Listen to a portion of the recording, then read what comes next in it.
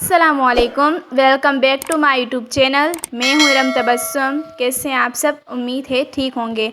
हमेशा की तरह मैं अपनी प्यारी सिस्टर्स के लिए बहुत ही खूबसूरत और बहुत ही बेहतरीन डिज़ाइन लाती हूं। आज आप देख सकते हैं ये एक बेबी की शर्ट है जो कि बहुत ही खूबसूरत और बहुत ही प्यारी है।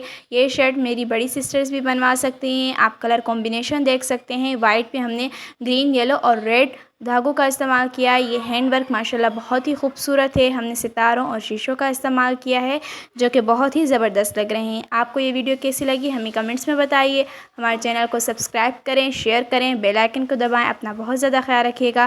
प्लीज़ हमें सपोर्ट करें। अल्लाह हाफ़िज़।